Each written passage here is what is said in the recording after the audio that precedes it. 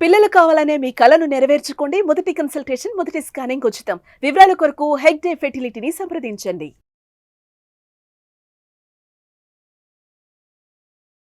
నమస్తే విజయ మేడం. నమస్తే ఉషా.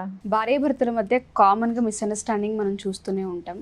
కొన్ని సందర్భాల్లో ఏమవుతుందంటే మనం చాలాసార్లు గమనిస్తుంటాం, మన కింద కామెంట్స్ కూడా ఎక్కువ మంది హస్బెండ్స్ పెట్టేది, ఏదైనా పొరపాటున ఒక మాట వాళ్ళు తప్పు చేశారన్నప్పుడు ఒక మాట మనం జారినా దాన్ని సీరియస్గా తీసుకుని 3-4 డేస్ మాట్లాడకుండా ఉండడం, సైలెంట్ ట్రీట్మెంట్ అని ఇంతకుముందు ఒక వర్డ్ కూడా మనం యూస్ చేసాం.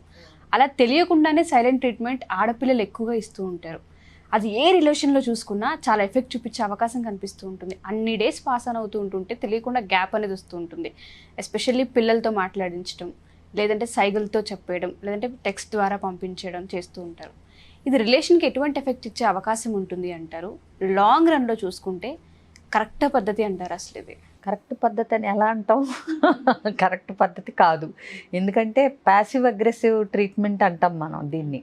సో ఇది అస్సలు కరెక్ట్ కాదు. మనం కూడా చాలాసార్లు డిస్కస్ చేసాం.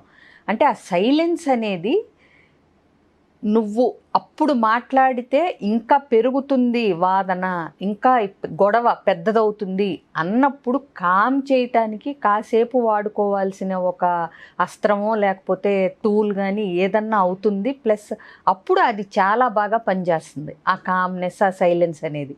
అంతే తప్పితే విషయాన్ని రిజాల్వ్ చేయకుండా మనం 3 రోజులు 4 రోజులు మాట్లాడటం గనక ఆపేస్తే స్లోగా ఏమవుతుందంటే భార్యాభర్తల మధ్య దూరం పెరిగిపోతుంది. సో నాకు తెలిసిన ఒక కపుల్ క్లయింట్స్లోనే అతను చెప్పాడు, ఏంటని, ఏదన్నా గొడవ అవుతుంది, అయిపోతుంది, ఇట్లాగే 4 రోజులు వారం రోజులు మాట్లాడదంట వాళ్ళ ఆవిడ.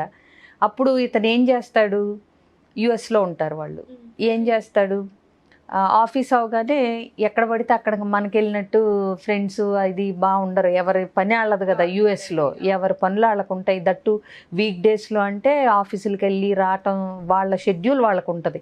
ఇక్కడలాగా మనలాగా వాళ్ళ ఇంటి మీదుగా వెళ్తున్నాం కదా, చక్కగా కనిపించి వెళ్దామని బుసుక్కుని రాటాకు ఉండదు. చెప్పకుండా వచ్చావేంటి అంటారు గబుక్కున.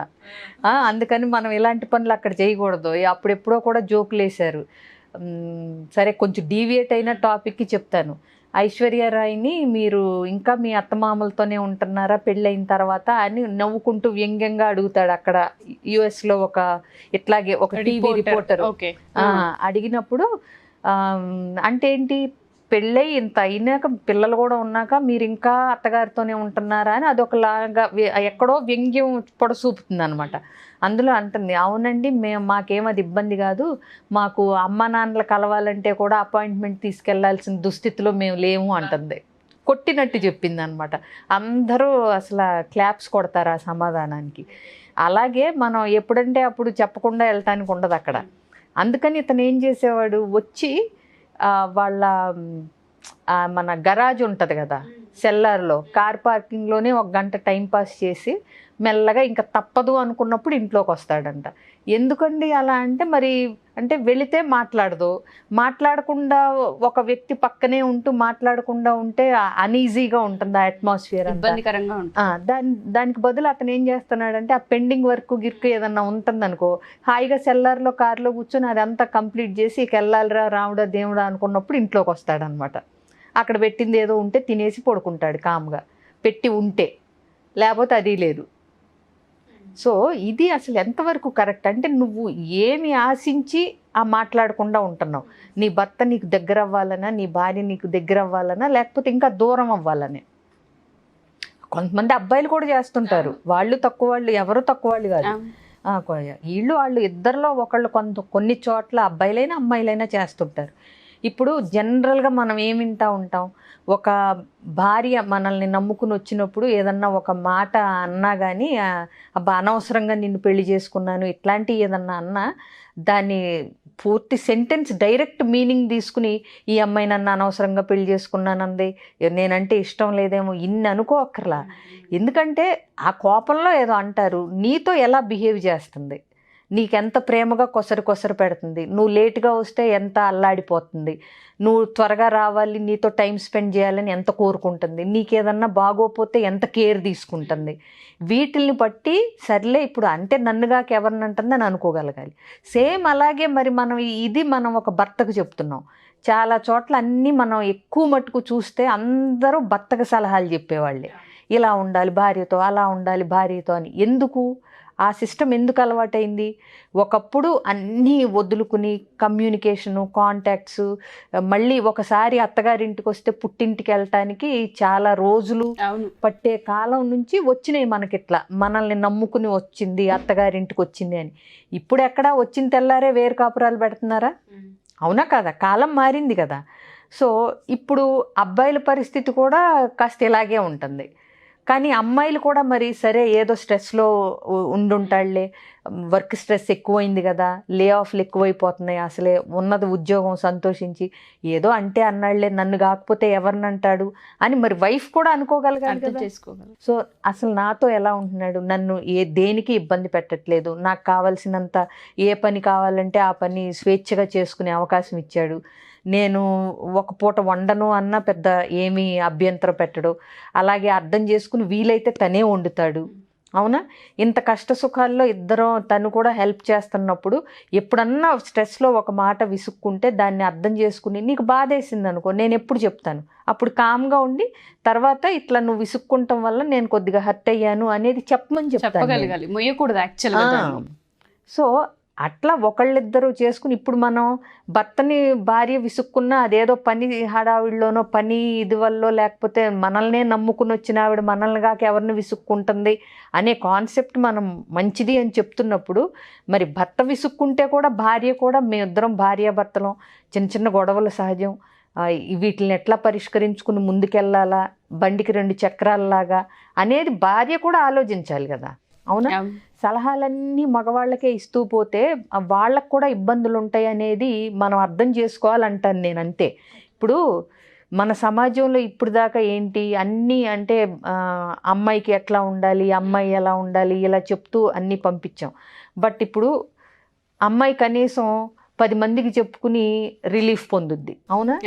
వీలైతే కడివిడి కన్నీళ్లు గార్చి చక్కగా ఏడ్చే ఫ్రీడమ్ ఉంది, ఏడుస్తుంది. అదే మగవాడికి నలుగురికి చెప్పలేడు. ఏడిస్తేనేమో మగవాడు ఏడుపేంటి చవట దద్దమ్మలాగా. ఇప్పుడు మనకేంటి కన్నీరు ఆపుకోగలిగిన బ్యాలెన్స్ చేసుకునేవాడే పెద్ద మగాడు. అవునా? సో ఇలాంటివి ఉంటాయి. ప్లస్ ఆడాళ్ళు చుట్టాలకు పక్కాలకు అందరికీ ఫ్రెండ్స్కి అందరికీ చెప్పుకుని బాధపడతారు. వీడికి ఆ ఫెసిలిటీ కూడా ఉండదు పాపం మీ పిచ్చి మానవుడికి. అవునా? సో నేనేమంటానంటే ఇద్దరు ఈక్వల్. ఇప్పుడు భార్యాభర్తలు ఇద్దరు సమానం అంటున్నప్పుడు అన్నీ సమానంగా, కష్టమో సుఖమో పోట్లాట్లైనా సమానంగా వాళ్ళు విసుక్కుంటే పడాలన్నప్పుడు వీళ్ళు విసుక్కున్నా పడాలిగా, తీసుకోగలగాలిగా. అవునా? సో రూల్స్ అన్నీ మనం మగవాళ్ళకే పెట్టేసి ఆడవాళ్లే కానీ కాదనలేము. మనకి ఇప్పటికీ సమాజంలో మగవాళ్ళ వల్ల వేధింపులు కాబడ్డ ఆడవాళ్లే ఎక్కువ ఉంటారు పర్సంటేజ్. కానీ ఆడవాళ్ళ వల్ల వేధింపబడే మగవాళ్ళు కూడా ఎంతో కొంత శాతం ఉంటున్నారు. కాబట్టి నేనేమంటానంటే చెప్పేటప్పుడు ఇద్దరికీ చెప్పండి, ఒక్కళ్ళకే చెప్పి వదిలేయకండి. అవునా? అది నేను అంటున్నాను. ఎందుకంటే కొన్ని సెక్షన్స్లో చూస్తే మగవాళ్ళు ఇప్పుడు ఒక దెబ్బ వేశారంటారు, దెబ్బ వేయటం ఏ రకంగా చూసినా భార్యని కొట్టడం అనేది చాలా హేయమైన పని. బట్ ఒక 10 రోజుల పాటు ఆవిడ సాధించుకుని వేధించుకుని ఇంకా ఏం చెయ్యాలో తెలియక తను కొట్టుకుని ఆవిడని ఒక దెబ్బేస్తే మనకు దెబ్బే కనపడుతుంది. అవునా? కనిపించదు కదా. ఈ 10 రోజుల నుంచి ఇంట్లో ఆవిడ పెట్టే టార్చర్ కనిపించదు కదా. ఒక్క దెబ్బేగానే మనం అమ్మో పెళ్ళాన్ని కొట్టేశాడు, భార్యని కొట్టేశాడు అంటాం. బట్ స్టిల్ మళ్ళీ చెప్తున్నా, ఎంత వేధించినా ఏది చేసినా చెయ్యి చేసుకోవటం అనేది కరెక్ట్ రియాక్షన్ కాదు. ఒకటి ఆ వేధింపులు ఆవిడ వేధించకుండా ఎలా కట్టడి చేయాలో ఆపాలో ఆ గొడవని తెలుసుకోవాలి. 2 నీకు కొట్టాలి అన్నంత కోపం వచ్చే వరకు నువ్వు ఆ సీన్లో ఉండకూడదు. అర్థమైందా? ఎందుకంటే కొట్టటాన్ని ఫిజికల్ అబ్యూజ్ని మనం ఎప్పుడు సమర్థించకూడదు. అలాగని లేడీస్ చేసే వర్బల్ అబ్యూజ్ ఎవరికి కనపడదు చాలా ఇళ్లల్లో. అవునా? నాకు చాలామంది తెలుసు ఇంట్లో ఆడాళ్ళు టార్చర్ పడలేని అంకుల్స్, ఫ్రెండ్స్ కొంతమంది. సో అది అది నరకం అన్నమాట. ఇక అది ఎవరికి చెప్పలేరు. ఆడాళ్ళు మాత్రం ఫ్రీగా చెప్తారు, మా ఆయన అసలు ఇలా, మా ఆయన ఎలా అని అనుకుంటా. వీళ్ళు అది కూడా చెప్పుకోలేరు. సో అందుకని ఏదైనా ఇద్దరు ఈక్వల్, సమానం అనుకుంటున్నప్పుడు కష్టాలు సుఖాలు కూడా ఈక్వల్గా పంచుకోండి. విసుగులు ఇవి కూడా ఈక్వల్గా తీసుకోండి, భరించండి. ఒకళ్ళకి విసుగు వచ్చినప్పుడు ఇంకొకళ్ళు లాగండి, ఇంకొకళ్ళు విసుక్కున్నప్పుడు ఇంకొకళ్ళు లాగండి. ఆ ప్రాసెస్లో పార్ట్స్ అనుకోండి ఇవన్నీ. ఇప్పుడు మనకి గులాబీ పువ్వు కావాలంటే కింద ముళ్ళు కూడా ఉంటుంది కదా, అవునా? సో నువ్వు అది కోసుకుంటున్నప్పుడు అప్పుడప్పుడు చిన్నగా ఇట్లా గుచ్చుకుంటుంది. అది నువ్వు ఎక్స్పెక్ట్ చెయ్యాలి. ఆ పువ్వు పూల చెట్టు కావాలనుకున్నప్పుడు అప్పుడప్పుడు గుచ్చుకుంటాయి అనేది కూడా నువ్వు ఆ పువ్వుతో పాటు ముళ్ళను కూడా యాక్సెప్ట్ చేయగలగాలి. చాలా సందర్భాల్లో మీరు అన్నట్టుగానే అమ్మాయిలకి మాత్రమే చెప్పి పంపిస్తూ ఉంటాం, అబ్బాయిలకి చెప్పం. కొన్ని సందర్భాలు అబ్బాయిలకి మాత్రమే చెప్తూ ఉంటారు, అమ్మాయికి చెప్పరు. కానీ ఇద్దరికి కూర్చోబెట్టి చెప్పగలగాలి పేరెంట్స్. అందుకే ఇప్పుడు ప్రీ మ్యారిటల్ కౌన్సిలింగ్ అనేది ఎక్కువైపోయింది. ఎగ్జాక్ట్లీ.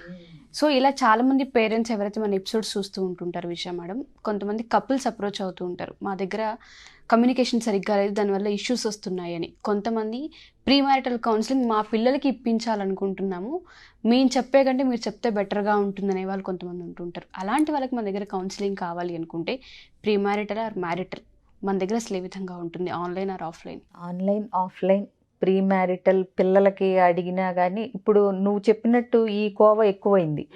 ఎందుకంటే యంగ్స్టర్స్ కంటే ఎక్కువ లేడీసో పేరెంట్సో చూస్తున్నారు అనుకోండి వీడియోస్, యూట్యూబ్ వీడియోస్. వాళ్ళకి అనిపించి ఓకే మా పిల్లలకి ఈ ప్రీ మ్యారిటల్ కౌన్సిలింగ్ ఇస్తే బెటర్ ఏమో అనేది నిజంగా పెద్దవాళ్ళు కూడా ఆలోచిస్తున్నారు ఇప్పుడు. ఎందుకంటే పెద్దవాళ్ళు పిల్లల్ని పంపించే వాళ్ళు ఎక్కువయ్యారు. సో ఎలాంటి ఇబ్బంది ఉన్నా ఇండివిజువల్ కౌన్సిలింగ్ కానీ కపుల్ కౌన్సిలింగ్ కానీ. ఇంకోటి విషయం చాలామంది అనుకుంటారు మా ఇద్దరి మధ్య ప్రాబ్లం ఉన్నప్పుడు నేను ఒక్కళ్ళనే వెళ్తే సరిపోతుందా కౌన్సిలింగ్ అనుకుంటారు. ఈ అమ్మాయో అబ్బాయో రారు, కొన్ని కేసెస్లో భార్య రాదు, కొన్ని కేసెస్లో భర్త రాడు అనుకుంటారు. బట్ స్టిల్ ఒక్కళ్ళు వచ్చినా కూడా ఎంతో కొంత ఎలా ముందుకెళ్ళాలి, ఎలా ట్యాకిల్ చేయాలి అనే దారులు మనం వెతుక్కోవచ్చు. కాబట్టి ఇండివిజువల్ కపుల్ కౌన్సిలింగ్ ఎలాంటి ఇష్యూస్ ఉన్నా కానీ, ఫ్యామిలీ ఇష్యూస్, జస్ట్ స్క్రీన్ మీద కనిపిస్తున్న నెంబర్ కాంటాక్ట్ చేస్తే నా అపాయింట్మెంట్ మిగతా డీటెయిల్స్ కూడా వాళ్ళు ప్రొవైడ్ చేస్తారు. Thank you ma'am, thank you so much.